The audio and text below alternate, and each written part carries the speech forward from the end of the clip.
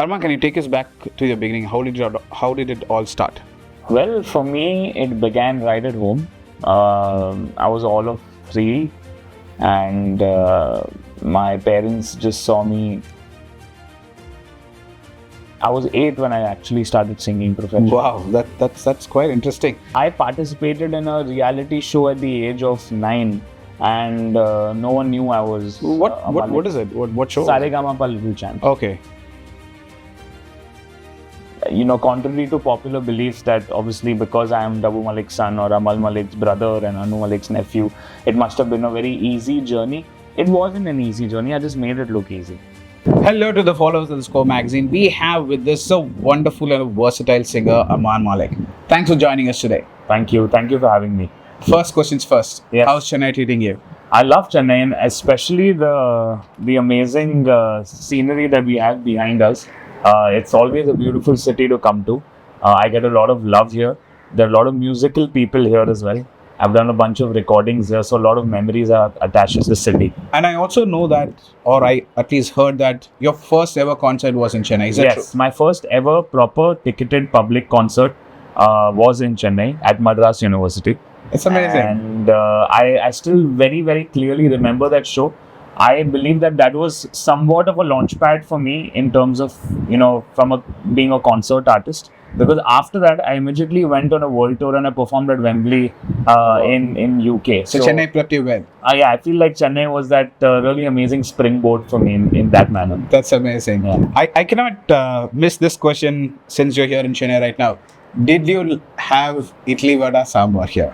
Idli vada sambar. I've had it other places, but not in Chennai. How could you miss that in Chennai? I've not had that. Where is the best place to have that? Best place to have that? Our house. Okay. I think home cooked food is the best for sure. So when are you inviting me? Is the next question. Right after the concert, we are heading home and then we are going to have idli vada sambar. Okay, done. Okay, this is on camera. We'll hold him accountable. Armaan, can you take us back to the beginning? How did it all start?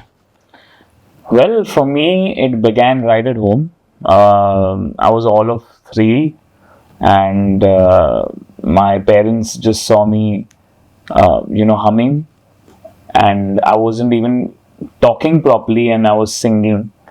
That's what my dad and mom have told me, that I used to even cry in tune. So I guess there was something that was there, obviously from it had traveled in the DNA from my parents, and then obviously the blessings from God was already there at the beginning. But obviously for me, at some point when I was 7 or 8 is when I decided, I want to do, music. I want to take up singing seriously. Up until then, I used to sing at home, and then, I was always known to, pick up songs, learn them. I had already participated in a bunch of inter-school, competitions, bhajans, ghazals. I was singing all of them at the age of like just 7 and 8. Wow. And for me, it started there.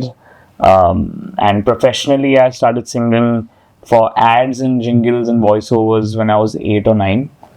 And that's where it began for me. And not a lot of people really know that journey, because for them, I think the journey began only when they heard me in Salman Khan's Jai Ho. That's where they believed that was the starting point, which in a way is true, because as an adult playback singer, that was my breakthrough and my debut in Bollywood from that perspective. But I was 8 when I actually started singing professionally. Wow, that's quite interesting. Yeah. In fact, I've always ensured that this is the first question I ask an artist, and it might sound very simple, like how did it all start, but you might never know how the journey began and what inspired you to, pick up singing. Correct.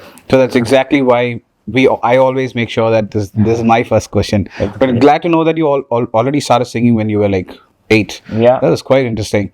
But it should be easy, right? Coming from a family like this. And not really. I mean, honestly, I think there's one thing that I had always maintained, even as a young, singer, that I want to make my own mark. I want to make sure that, yes, obviously I belong to this really amazing musical family.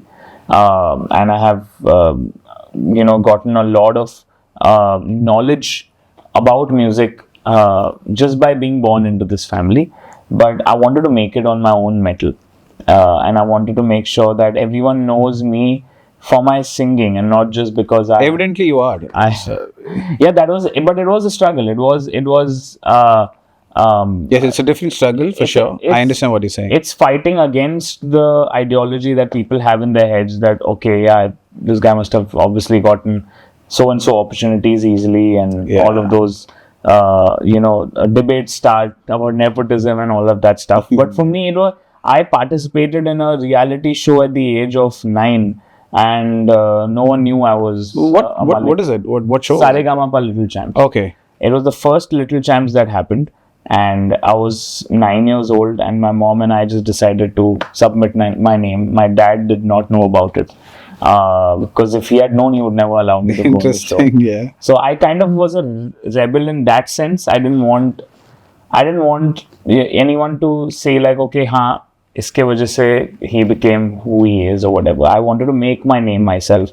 I wanted to participate in the auditions, clear all of that on the basis of my singing. If I didn't sing well, come back home. That was my agenda. At least I knew where I would stand. You kickstarted the process for yourself. Yeah, I genuinely kickstarted the process for myself. Contrary to popular beliefs that obviously because I am Dabu Malik's son or Amal Malik's brother and Anu Malik's nephew, it must have been a very easy journey. It wasn't an easy journey. I just made it look easy.